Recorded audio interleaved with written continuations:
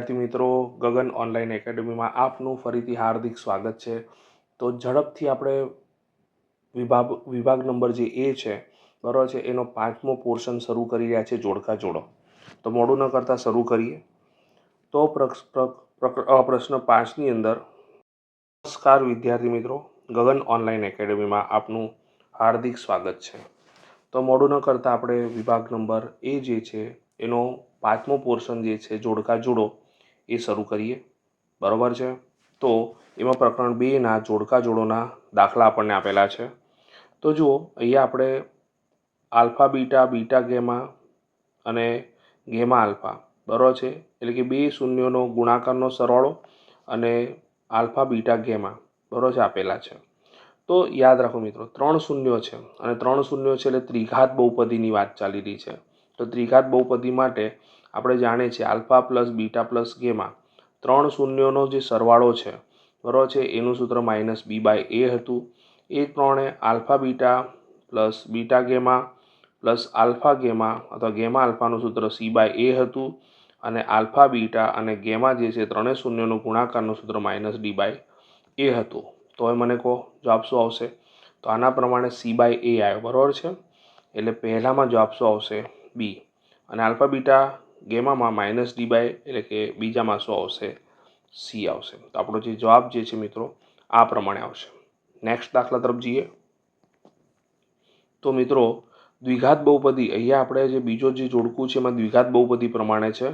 તો આલ્ફા અને plus beta બરાબર છે એનું સૂત્ર આપણે જાણીએ છીએ -b/a અને આલ્ફા ઇન્ટુ બીટા જે છે એનું સૂત્ર આપણે c/a જાણીએ છીએ। તો પહેલાનો જવાબ તો મળી ગયો। પહેલાનો જવાબ શું આવશે? c/a આવશે, એટલે કે પહેલામાં આવશે સી। હવે બીજાની વાત કરીએ તો બીજો પોર્શન જે છે એમાં 1/α પ્લસ 1/β છે। હવે ચોકડી ગુણાકાર કરીએ તો બીટા ઉપર જશે, અહીંયા ચોકડી ગુણાકાર પણ ને અહીંયા આલ્ફા જશે ને છેદમાં આલ્ફા બીટા ગુણાકારમાં આવશે। તો વ્યવસ્થિત લખીએ તો આલ્ફા પ્લસ બીટા છેદમાં alpha into beta. Alpha plus બીટાની કિંમત આપણે જાણીએ છીએ -b/, અને આલ્ફા ઇન્ટુ બીટાની કિંમત c/a। તો એ અને એ ઉડી ગયા તો જવાબમાં શું મળ્યું? -b/c। હવે તમને ખ્યાલ આવી ગયો હશે કયો જવાબ આવ્યો બીજામાં? બીજાની અંદર જવાબ આવશે એ। ઓકે, નેક્સ્ટ દાખલા તરફ જઈએ। તો જે પહેલો જોડકું છે એટલે કે ત્રીજાની અંદર પહેલો જે છે એની વાત કરીએ તો p(x) બરોબર આપણે x² - 5x - 6 જે છે, જો મિત્રો આના અવયવ પાડીએ તો x² - 6 છે તો 6ના એવા ભાગ પાડો કે 5 મળે, અને પ્રથમ અને અંતિમના ચિહ્ન સમાન છે એટલે 6 એકા 6 પ્રમાણે જ પાડવા પડશે। તો 6x માઇનસ અને પ્લસ x -6, તો કોમન કાઢીએ તો x કોમન નીકળશે એટલે x - 6 આવશે અને પ્લસ એ એક કોમન નીકળશે એટલે x - 6। તો બંનેમાંથી x - 6 કોમન નીકળ્યા અને x + 1 થયા। તો આના પ્રમાણે જો શૂન્ય શોધીએ તો કેટલા શૂન્ય મળે? બે શૂન્ય મળે મિત્રો। તો પહેલાની અંદર x અક્ષને કેટલા બિંદુમાં છેદશે? બે બિંદુમાં છેદશે, એટલે જવાબની અંદર પહેલામાં આવશે બી। હવે બીજાની વાત કરીએ p(x) બરોબર x² + 10x + 25 છે બરોબર। તો આ પૂર્ણાંક ત્રિપદી છે, x² + 2 ગુણ્યા પહેલું બીજું અને બીજાનો વર્ગ એટલે 5નો વર્ગ। તો 5 લખ્યા ને અહીંયા x લખ્યા, જો 10x થઈ ગયા મિત્રો, સેટ થઈ ગયું 10x। તો x + 5નો વર્ગ, આ તો બંને બિંદુઓ સરખા જ મળશે એટલે x + 5 બે વખત મળશે એટલે એક જ બિંદુ થયું। તો આલેખ x અક્ષને એક જ બિંદુમાં છેદશે એટલે બીજામાં શું આવશે? એ આવશે। ઓકે, ત્યારબાદ મિત્રો ચોથા કોષ્ટકની વાત કરીએ તો પહેલું જે છે એ p(x) બરોબર આપણને x² - 10x + 24 આપેલ છે। તો જો અહીંયા a બરોબર 1 છે, b બરોબર -10 છે અને c બરોબર શું છે? 24 છે। તો આપણને શૂન્યનો સરવાળો માટે s આપેલું છે અને શૂન્યનો ગુણાકાર માટે શું આપેલું છે? p આપેલ છે। તો શૂન્યનો સરવાળો s બરોબર શું થશે? -b/a આપણું સૂત્ર છે કે નહીં? માઇનસ લખ્યા, બીની કિંમત -10 છે અને એની કિંમત કેટલી છે? 1 છે, એટલે માઇનસ માઇનસ પ્લસ થઈ જશે એટલે 10 થઈ જશે। અને ગુણાકારની વાત કરીએ તો p બરોબર c/a લખ્યા, તો cની કિંમત 24 છે અને એની કિંમત 1 છે એટલે શું આવશે? અહીંયા 24। તો 10 અને 24 છે, યસ પહેલો જ, તો એનો મતલબ એવો થયો કે જવાબની અંદર પહેલાની અંદર શું આવશે? એ જ આવશે બરોબર છે। હવે બીજાની વાત કરીએ બીજાની અંદર આપણે ડાયરેક્ટ લખીશું a બરોબર 1, b બરોબર 10 અને c બરોબર શું છે -24 છે. તો શૂન્યનો સરવાળો s બરોબર -b બાય આપણે સૂત્ર જાણીએ છીએ. તો માઇનસ બીની કિંમત શું છે 10 છે અને એની કિંમત 1 છે. તો એ શું આવશે -10. બરાબર છે. આમ જોઈએ તો ખબર પડી ગઈ કે સી જ ઓપ્શન આવશે, પણ આપણે બંને ગણતરી કરીએ. p બરોબર c બાય a, તો સીની કિંમત કેટલી છે -24 છેદમાં 1 એટલે -24. તો બીજાની અંદર જવાબ શું આવશે મિત્રો સી આવશે. તો બીજાની અંદર સી આવ્યો અને પહેલાની અંદર એ જ આવ્યો. ઓકે મિત્રો, નેક્સ્ટ દાખલા તરફ જઈશું. તો મિત્રો એના પછીનો દાખલો પણ એનો જ ભય છે. તો પહેલામાં શું આવશે a બરોબર 1, b બરોબર -5 અને c બરોબર -6. તો સરવાળો s બરોબર શું થશે યસ -b બાય એ લખ્યું. તો માઇનસ બીની કિંમત શું છે -5 છે ને એની કિંમત તો શું છે 1 છે એટલે માઇનસ માઇનસ પ્લસ એટલે 5 થઈ જશે. બરાબર છે. અને p બરોબર શું થશે c બાય a. તો સીની કિંમત -6 છે અને એની કિંમત 1 છે એટલે -6.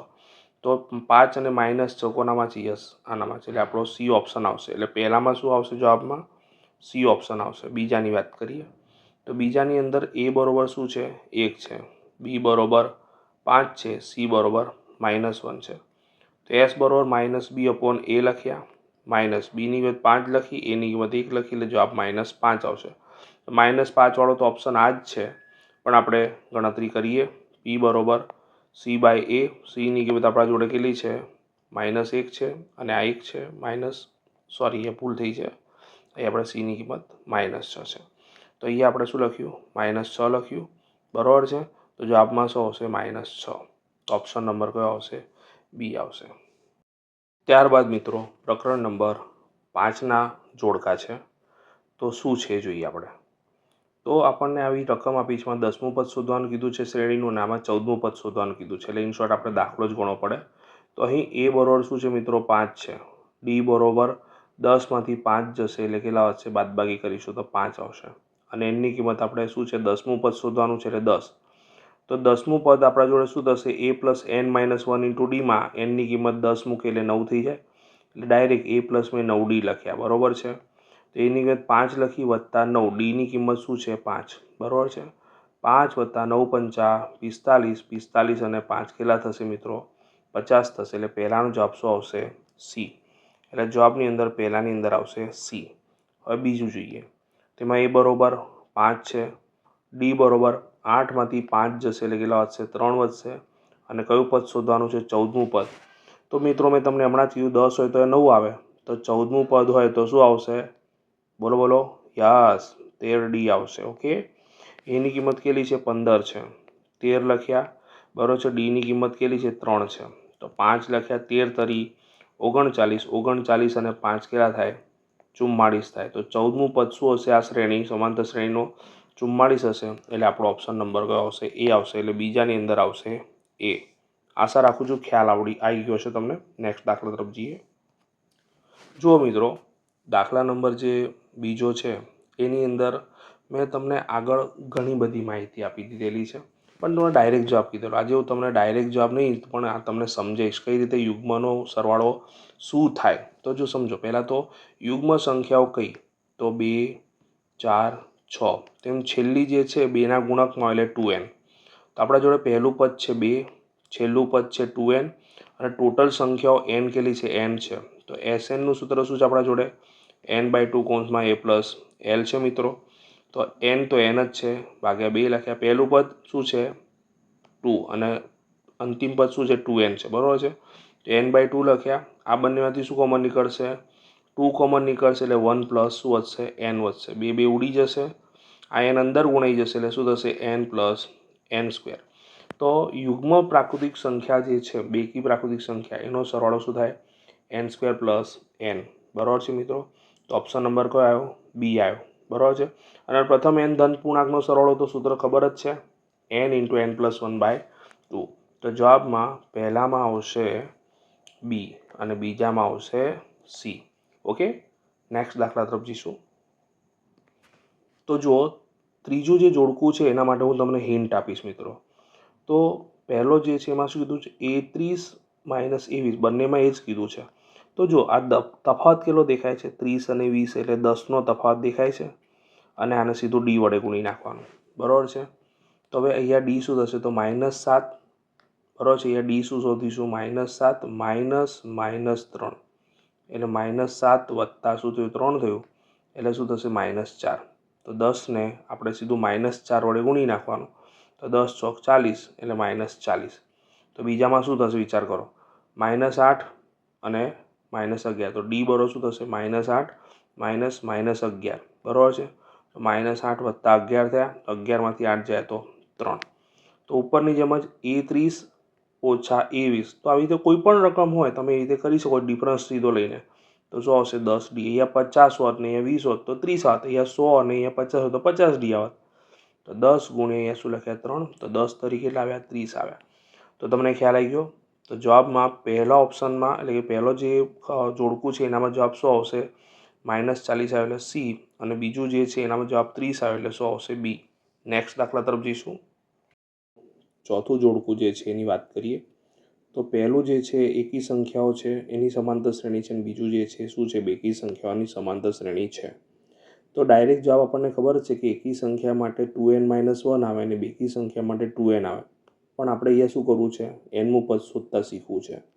તો જો સમજો a બરોબર આપણા જોડે 1 છે, d બરોબર 3 ઓછા 1 એટલે શું મળશે, 2 મળશે, અને આપણે nમું પદ શોધવાનું એટલે nની કિંમત તો n જ આવશે. તો આપણું સૂત્ર an = a + n-1 × d લખ્યા. હવે મિત્રો આપણે કિંમત મૂકીએ, એની કિંમત 1 મૂકી, n-1 એમને ડીની કિંમત કેટલી છે, 2 છે. 1 વત્તા આ 2 બંને જોડે ગુણી નાખીએ એટલે શું થશે, 2n-2, બરાબર મિત્રો.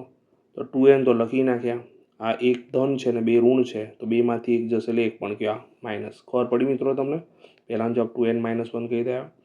બીજાનો જોઈએ તો a બરોબર અહીંયા શું છે, 2 છે, d બરોબર અહીંયા 4 ઓછા 2 એટલે શું થશે, 2 થશે, અને એની કિંમત તો n જ મૂકવાની છે. તો an = a + n-1 × d.